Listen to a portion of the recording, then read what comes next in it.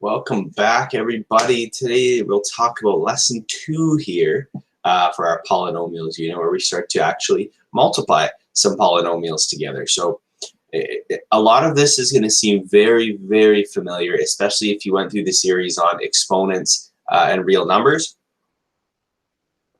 because all of the same rules that we learned before for exponents and multiplying things with the same base, all of those things are still true. So this part, usually students find a lot more manageable than some of the expressions we dealt with back in that exponents unit. So we'll take a look at a couple of these first.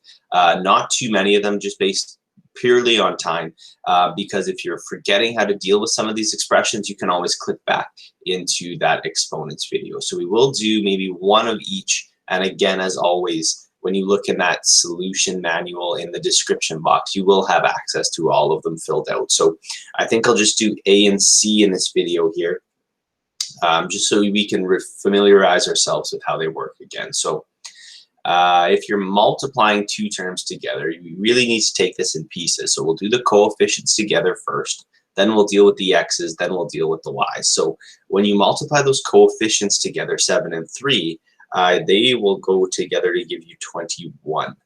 Now, your x's, they are getting multiplied and they have the same base. So the rule we learned before was we can add the exponents together. So this becomes an x cubed. And on the base of the y's, you've got a y to the power 1, a y to the power 1. When you multiply them, you get a y squared. Okay, so we've multiplied these monomials together. And they're monomials again because each item in the brackets is separated by multiplication. In order for it to be, a binomial, a trinomial, you would have to have some addition or subtraction signs in between those. But since it's just multiplication, we would just treat them as monomials. So if you look at a dividing case like C, it's very, very similar, except you're going to now divide everything. So take the coefficients, divide them. 34 over 17 gives you 2. When you divide powers with the same base, you're going to subtract their exponents. So 4 minus 1 will leave you again with an x cubed. Now, if you have a y to the power 1 on top, y to the power 1 on the bottom, that becomes y to the power 0, but we know y to the power of 0 just works out to be 1. So we don't even have to write that here. The y's essentially cancel each other out. So just so we can deal with that again, just as a quick refresher from our last chapter, our last unit, whatever you want to call it. Now, underneath, we actually talked about this in the first lesson. We did a couple of them with algebra tiles. So let's just see if we remember how to take care of those. Now, in a scenario like this is essentially the distributive property which you learned before. You are going to take that entire term that is on the outside of that set of brackets, and it is going to get distributed inside the set of brackets to each term. Now, I see students make a mistake. Usually when I drew that first arrow, they'll take that 3x, multiply it with 2, and then multiply it with x, but then write those as separate terms. But if it's one term being multiplied with one term, 3x times 2x, really the result, the product of that, is just one term. We can't split it up into, two parts with a plus sign, because then we're creating terms from nothing. So I can't really do that. So we'll take a 3x, we'll multiply it with the 2x. In total, we get 6x's squared. Okay, so 3 and 2 make 6. X times x is x squared. Very, very much so the same as before. Then we'll take our 3x, multiply it with our -5 to get a -15x. Okay, so there it is, all multiplied, distributed, all is perfectly fine. We aren't going to try to take anything away yet. We can't simplify, we can't combine like terms, nothing. So right here is where it will stay for the moment. So I'll leave you with B and C, and you can try those out as well. We'll do one of the dividing ones, and again, same thing like before, leave you with the other one to try. So we'll take care of A here. If we divide a polynomial, now remember it is a polynomial because we see coefficients, we see variables, we see whole number exponents, so we are okay, no fractions. No radicals, anything like that. That monomial is on the bottom. So remember what happens when you subtract fractions. So technically what we're going to do is we're going to work a little backwards here. So we're going to take this fraction, actually break it into two parts. So I know one of the fractions that goes into that subtraction is a 6x cubed divided by 2x. Okay, so essentially, I just took the first term in the numerator and the denominator, divided them. I'm going to have the subtraction sign that was in the middle, and then we're going to divide the last two terms. Okay, so the 2x over 2x. Now, if you think about this in purple, if you tried to actually subtract those fractions, they would go over the same denominator, and you would subtract the numerators to get back to our starting point. Essentially, what I've done is just pull those fractions apart. Now, the reason why I've done that, it's much easier to simplify if it's a monomial over a monomial. Okay, so basically, if you just pretended that the last part wasn't there, that 6x cubed over 2x would be a lot easier to simplify because we learned how to do that in our last unit of real numbers. But now I just have two fractions to work with. So we can absolutely simplify this. The first fraction simplifies to 3x squared. 2x over 2x is just 1, so we can subtract 1. But now you notice the fractions are gone. Each piece we had in purple is simplified. This is actually a lot easier to work with than our original result, our original question, our problem, our fraction, whatever you want to say there. Okay, by splitting them up and reducing each part individually, this was a lot nicer to look at. Now, the 3x squared minus 1 is equal, it's equivalent to our original expression, but again, just a little bit simpler and easier to work with. Okay, so you can try B out, and again, in the answer key, you will get everything filled out. So you can pause it, you can try it, whatever you want to do, and then you can check to make sure you're doing okay. So here's where we start to get into a little bit of more tricky stuff with the multiplying. So let's deal with a case that deals with just numbers first. So multiply 13 and 11. Now, usually that would be difficult to do mentally. So what this method gets us to do is break it up into parts. Okay, so we'll break it up into a 10 plus 3. Okay, so along the top, you see the 10 and the 3, and we'll multiply it with the 10 plus 1. Each fraction represents the same thing, 13 times 11, but in pieces, it's easier to deal with. And this says here, use algebra tiles to visualize this. We won't actually do it, but this just helps to give us, the visualization. So your 13 is across the top, 11 down the side. Now, if I fill in some numbers into here, think of this like completing that grid you did with algebra tiles. So a 10 by 10, that literally is a square. The length and the width are the same. Now the product of that is 100. So I'm going to sneeze here. Hang on. Ooh, sorry about that. Good thing I remembered to mute it. So our 10 by 10 gives us 100. Our 3 by 10 rectangle will give us a product of 30.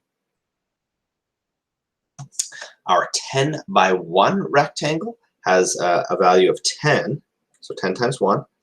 And then our 3 by 1 has a value of 3. So what we can actually do is just add all those pieces together now. Take all of those tiles, smush them together to make that rectangle whole, like actually no gaps in between them. So if you put them together, really you have 100 plus 30 plus 10 plus 3. So when you add them all together, you've got a 3 there, a 4 here, and a 1. So let's make sure that our multiplication is actually correct. And see that this method does work. So wait for a second here when this calculator loads. There it is. So we can do, I think it was 13 by 11. And there you go. You see it's identical. So this analogy, doing this with numbers, is going to really, really help when we start to look at it in terms of polynomials with variables and other powers and things like that. Okay, so this diagram absolutely helps us to achieve that answer by splitting it into parts and visualizing each piece separately. So that is where all of the pieces come from. Now we're going to take a look at a couple of these down below. And again, I won't do all of them for the sake of not making this video over an hour long, but we will do a couple. Okay, so multiply the following binomials using algebra tiles. Use shaded as positive, unshaded as negative. So if we take a look at A, yeah, we could do it. I'm just trying to think of the shorter ones, but this is fine. Okay, let's try to make this a straight line. So we are told to use those algebra tiles. So let's give ourselves that multiplication array, that grid again. Now, along the top, you're going to place one of your sets of brackets, and down the side you will place another. And it doesn't really matter which way you place them. Okay, you don't have to put the first one on top always, and the second one on the bottom side. If you mix and match them, your area, the grid inside is just going to be rotated depending on which one you put where. Like, it means the same thing. It's just the same rectangle turned around. So take your pick. So I'll put the 3 x's on top. 1, 2, 3. And they are positive, so we should make sure that we denote that in some way. So a little bit of shading. And a +2 should come next. And again, same thing. They are positive. All of our tiles are positive here, which is nice. You don't have to worry about negative signs. So there's an x positive. Here's another x positive. And then a 1, 2, and a 3. Okay. Now, this works identical to what we did before, except now that you're going to notice, you're going to have a lot more squares. Because we have a lot more x's to work with, our area here becomes a bit larger. So wherever you see an x tile, their dimensions of x by x, that is going to mean that it is a square. Okay, and again, it is positive because we're taking a positive and multiplying with a positive. So fill in the rest as we go here. So I'm going to have a bunch of squares, and I'm going to have 6 of them.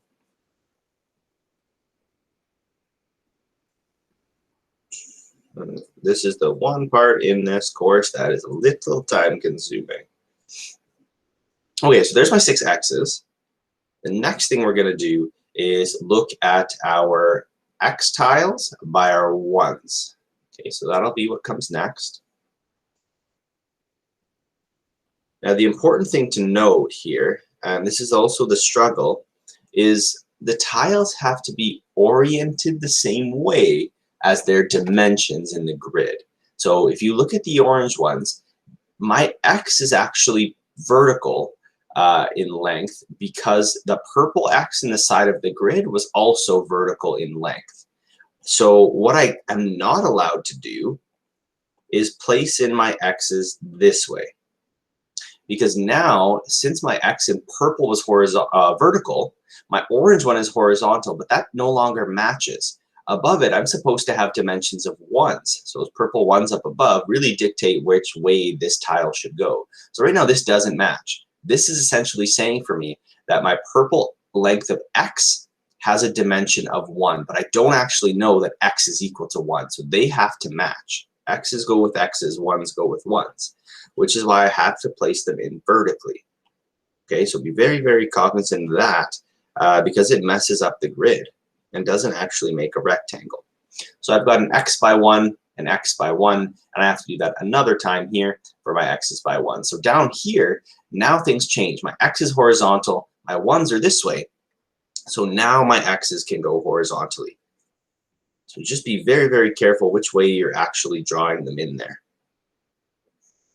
Okay, so there's the x's, and they are all positive, so I'm giving them a little squiggle inside to say that they are positive. So that's my shading.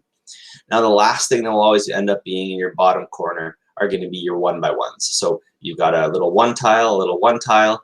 Now in the little gap that's remaining, that's where you're going to fill in all of your 1s. Now if you think about this in terms of what we just did up above, your largest numbers, your square numbers, actually go in the top left. So our square number was 10 by 10, so that was 100. All of my squares in my polynomial, the blue one, top left corner. Okay, all of the 10s in our numerical example were basically that length of our square by our 1s unit. So our length of our square here was 10, our 1s were 3. Okay, so that's where the 30 came from. Now along the horizontal dimension, our x dimension of x by our 1s dimension of 1. That gave us our other bar. Now our 1s of 3 times 1 gave us our 3 in the bottom right corner. So you can compare this to exactly the one we drew with polynomials, and the way that it's arranged is identical. Okay, things are in the same place. Now what we can do to figure out what this product actually is just add all these tiles together. And actually, I'm going to change the color of my 1s here. I don't want them to be orange as well. So let's make them purple. I don't want to make them purple. I started with purple. Sorry. Let's make them green. There we go. And I realized I just changed that guy. So let's make him back to orange.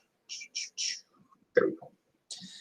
Now, when we go to actually write out our polynomial, this product ends up being 6x's squared. And in total, we have 3, 6, 9, 10, 11, 12, 13 x's. Double check. So 3, 6, 9, 10, 11, 12, 13. Yep. And then our ones, we have 6 of them in green. So there's all the pieces. Now, I won't do any of the other ones because they're identical. So I'm going to let you try them out. I'll draw them for you. But if I compare this, I'm going to look and see how the numbers actually match up. So if I take my 3x and my 2x and I multiply them, I get 6x squared. Okay, if I take my 2 as a constant, 3 as a constant, I multiply them, I also get my ones of 6, but it's the x's that I'm worried about, where I don't really see 13 hidden in there. So I have to remember how I actually multiply things. So I've taken care of the 3x and the 2x, the 2 and the 3, but now when I talk about the other ones, I have to actually take a 3x, multiply it with the 3, and then 2x multiplied with 2. I have to make sure I go everything in one set of brackets to everything in the other for this to actually work. So 3x times 3 is 9, x is 9x, and then 2 times 2x is 4x. When I add those together, I can see now clearly I have 9x's in one place, 4x's in the other, and they combine to give me that 13x. So really, that's what's going on here. So we're going to do that exact same process, and we'll compare one of them side by side, okay? So we'll do the algebra test first, then we'll use the distributive property. It looks a bit different because I've got a binomial by a binomial. Before, when you did the distributive property, you only had a constant going to something else. So here's where it changes on the Math 10 kind of scale of difficulty. So we'll do the algebra test first. So here it is already represented for me, my x plus 3 and my x plus 2. So if we start to fill some stuff in, we'll try to keep it color-coded like I did before. So here's my big x squared tile right there, and it should be positive. And then we can do our 3x's. Oh, I was going to keep it color-coded. I just said that. So orange is for x's. 1, 2, and 3. And then 2 more. 1 and 2 for my horizontals. And again, positives.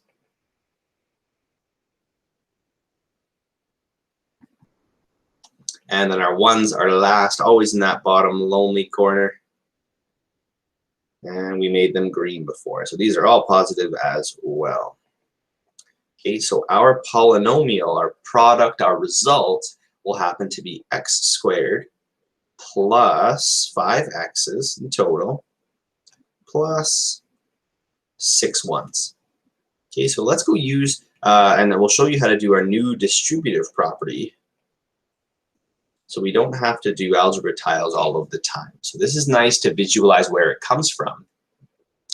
And then we'll see what the algebra looks like behind it. So we'll do this in parts. So we'll take our x and we'll distribute to our other set of brackets. So one term in the first bracket to one term in the second one. That will give us our x squared.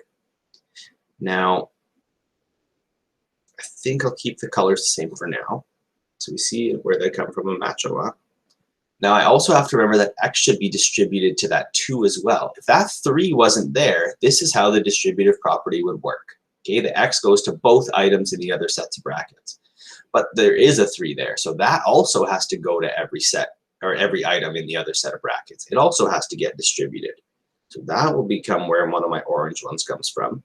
And then my constants.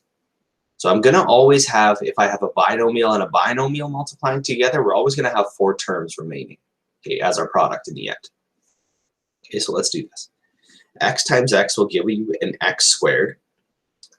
If we take care of the x times 2, you're going to get 2x's.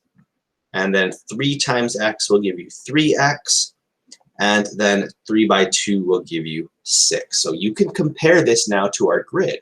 Our x squared tile is there. We have a group of 2x's somewhere in orange. We have a group of 3x's somewhere also in orange. And then our 6 ones in green. So this is the pattern we're going to work with. It's identical. So we'll simplify because we simplified before. We took our groups of x's. I had the group of 3 and a group of 2. We actually combined them. They were like terms. So an x squared plus 5x's plus 6 works exactly the same way, except you don't have to draw out the tiles. Okay, as long as you remember to account for all of the terms, it will work the same. Okay, so let's maybe take a look at one of the ones underneath, and I'll leave the other one for you. We'll do the one with negatives this time. Okay, so if we take a look at B, determine the corresponding binomials and then multiply them using distributive property. So this one, we're going to have an x. This is a -3. They're not shaded. And then this is an x. This is a -2. Okay, so that'll help when we go to do the distributive property. But for the tiles, we should just be able to fill in the grid based on the dimensions we have. So here's a square. It is positive because the x's that make it up are also positive. My x's are going to be negative this time because of the fact that I've got a -3. And I will change the color here just for now to keep it, you know, the same kind of pattern as we're learning it. Okay, underneath you are gonna, also see 2 more x's, again negative, and then our 1's in the bottom corner. Now those 1's will be positive. Since we're gonna do negative numbers multiplied with negative numbers, our integer rules tell us that the negatives are to cancel. So there's our polynomial represented. So our final answer when we multiply should be an x squared. Now I have 5 x's again, but they are negative. So when you combine them, you get -5x and plus a 6, okay? So there's what our polynomial should look like. Now when we go to multiply it, let's make sure we have the same thing. So we're going to have an x -3 times an x -2. So we'll keep that pattern the same. So we'll go x to x and x to -2, and then -3 to x, -3 to -2. So with doing it algebraically using the distributive property, it's just helpful to use 2 colors. As long as you have 4 arrows to account for the fact that one item in one bracket goes to 2 in the other, and same for the other item. So as long as you have 4 arrows here with a binomial and a binomial, we're good. Okay, so in blue, taking care of the blue arrows, you're going to have that x squared again, and then a -2x.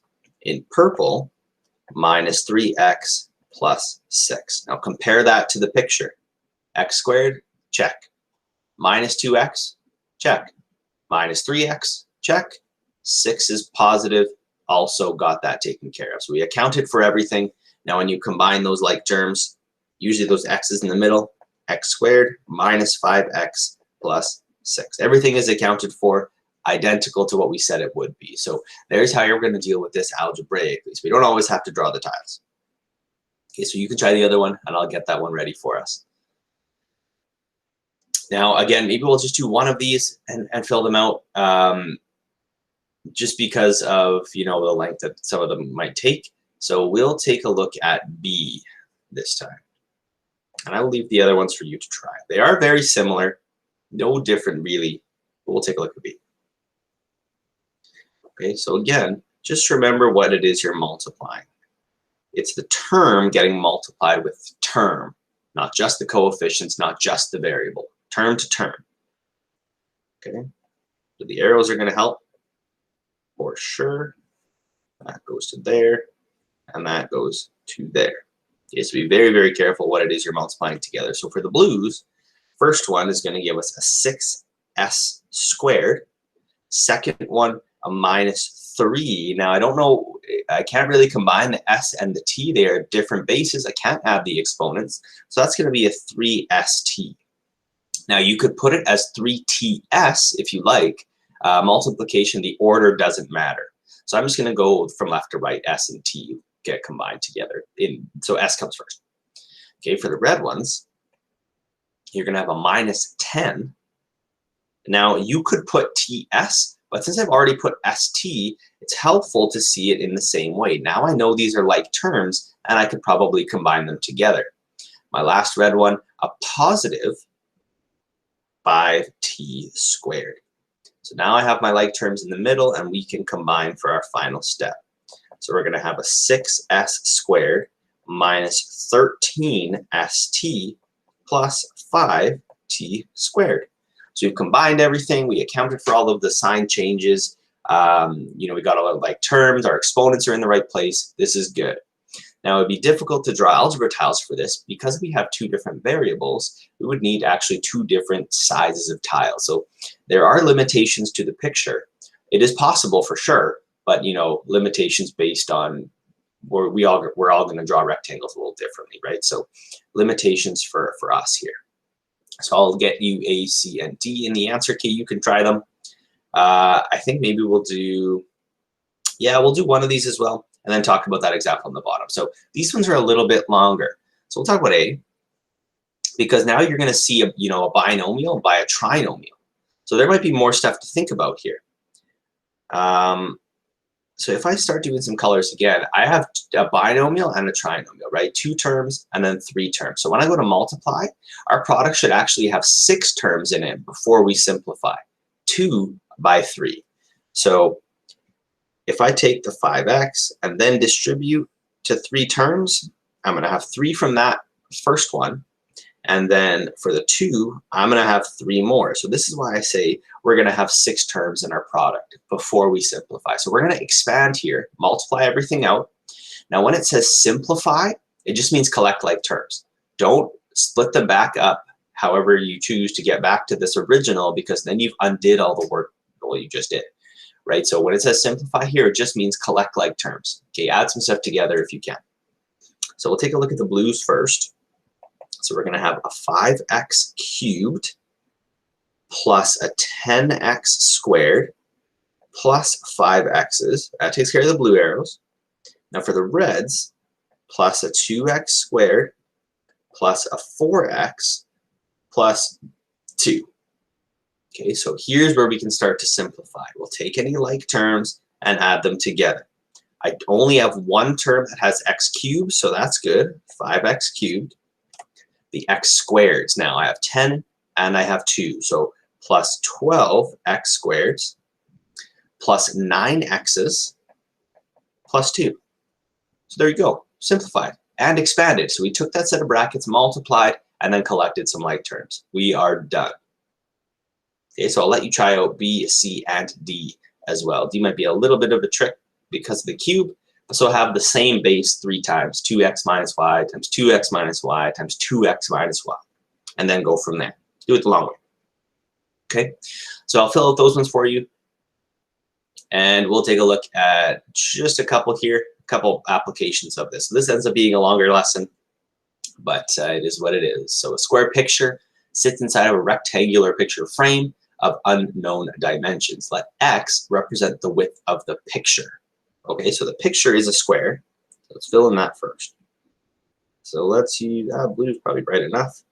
That dimension in blue, that is x.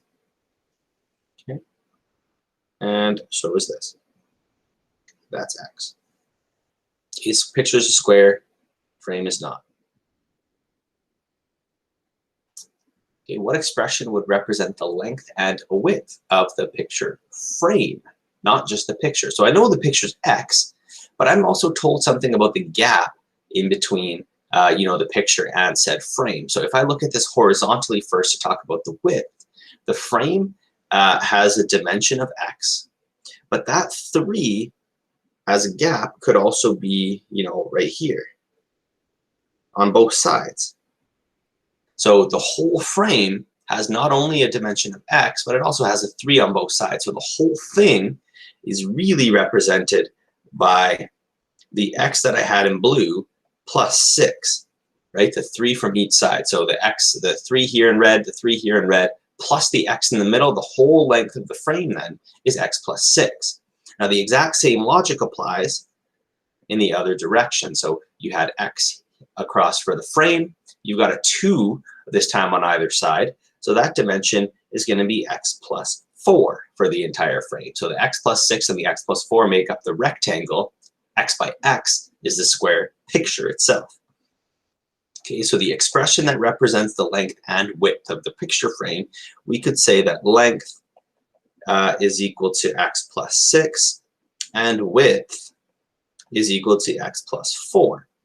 Now, determine an expression for the area of the picture, just the picture. Area of a square or rectangle is length times width. Now, the picture has dimensions of x times x, so that means the expression for the area of the picture is equal to x squared. Okay, so they just took the length and width, multiplied them. What expression would represent the area of the entire frame and picture? So this now is talking about the total. Okay, so that would mean my new dimensions we came up with. Okay, the frame and the picture are both contained in the x plus 6 times x plus 4. So my area total is equal to x plus 6 multiplied with x plus 4. There's the entire area that we're looking at.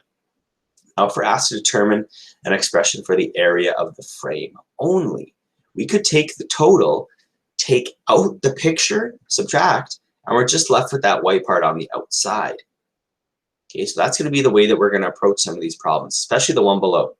So the area of the frame is represented by the total area minus the area of the picture. If I pull out the picture from this total, we're going to be left with just the white part that we want. So here's how we would do that algebraically. Our total area is represented by x plus 6 times x plus 4, and we're going to subtract out the area of x squared. So when we go to collect like terms in the end, we have to remember that we're going to subtract that. So let's multiply. If we use our distributive property that we learned, x to x to 4, and then 6 to x and 6 to 4. So when we actually multiply this, we get x squared plus 4x plus 6x's plus 24, and then we're going to minus an x squared. So let's go to simplify stuff down. So my x squareds actually cancel here. I'm left with 0 x squareds. We have 10 x's in total, and then plus 24. So there is the expression for the area of the frame. Regardless what the length is of x, this expression would get me the area of that frame, okay? So we're going to approach the one underneath the exact same way. We're going to find a simplified expression for the shaded part in the shape below. So think about this. I don't want this piece. I don't want the area of the not shaded part. So we're going to find the total, the entire rectangle, length times width, and then we're going to take out the area of the shaded part. Obviously, that's going to leave us with the shaded area. So let's do just that. So we're going to need a total area first. So this length, as a total area, we're going to take the 6x plus 8, that's the shaded part, and add it to the x plus 2, that's the not shaded part. We need the entire length here. So that total is going to be 7x plus 10. Same thing for our width. 3x plus 1, add the x to it, and that dimension becomes 4x plus 1. So our total area is going to be 7x plus 10 times 4x plus 1. So let's take care of that first. So area total equals a 7x plus 10 multiplied with a 4x plus 1. So if we multiply this together first, we'll go this way. I won't have enough room that way. Let's go down instead. Multiply that first, 7x to 4x, 7x to 1, 10 to 4x, and 10 to 1. So when we go to multiply that, you're going to have a 28x squared plus 7x's. In red, you're going to have plus 40x plus 10. Combining your like terms gets us to a 28x squared plus 47x plus 10. So there's the expression for the total area. Okay, so we're going to use that in a minute here. So we're going to have to subtract something from it. So we're going to find the piece that we don't want. I want to find the area of the not shaded piece. So area not shaded. And that's going to mean we're going to take the x plus 2 and multiply it with the 3x plus 1. So we're going to have to do that whole process again. Distribute. So x to 3x, x to 1, 2 to 3x, 2 to 1. So we get a 3x squared plus x. In blue, we get a plus 6x plus 2. Combine those like terms once again, and we get a 3x squared plus 7x's plus 2. That is my area not shaded. Okay, so I have two of the pieces that we need. I have the total, okay, the entire thing, and then we have the piece we don't want. So in order to get the piece we do want, we're going to subtract those two. So that must mean then, very similar to before, the area shaded equals to the area total minus the area not shaded. Now the subtraction piece is important. So total is the 28x squared plus 47x plus 10. I put that in brackets because that's what my expression actually is. Now I need to subtract this entire expression. So I have to make sure I put that into brackets as well. 3x squared plus 7x plus 2. Now be very careful at this step, because when people go to subtract, they always remember to subtract 3x squared, but they forget that negative sign applies to everything in that set of brackets. So I'm going to get rid of the brackets here first. Then it's easier to collect like terms. So for the first one, I don't have to change anything, so I can just remove the brackets. But when I apply this negative sign to this set of brackets, that changes it, and it now becomes a minus 3x squared, a minus 7x, and a minus 2. The signs of all these have to change because I'm actually subtracting every single term. Now I can combine my like terms to finish this. And we have in total 25x squareds, 47x minus 7x gives us a positive 40x's, and then 10 minus 2 is a plus 8. So there is the expression for the area of the shaded region. Okay, so there it is. Now that was a lot of work. And that was a very long video, but we got it done. So you can take this in pieces if you like, pause it, take a break. You do have all of the fold out answers as well. So again, I hope this helps. And if you're looking to reach out, please follow me on Instagram, follow me on Twitter. You can send me an email as well if you're looking to, maybe work together, share some resources, or you are a student and you want to, you need some help and you just want to ask because like I'm the one who made the video. By all means, go right ahead. So we will see you in the next video when we actually start talking about taking these polynomials and actually going backwards, breaking them up. So we'll look at common factoring there as well. So again, I hope the channel is helping, and I hope that you do appreciate it. So it would be very helpful, if you reach out to me, like, comment, subscribe, all of those good stuff. So we will see you in the next one. Take care, everybody.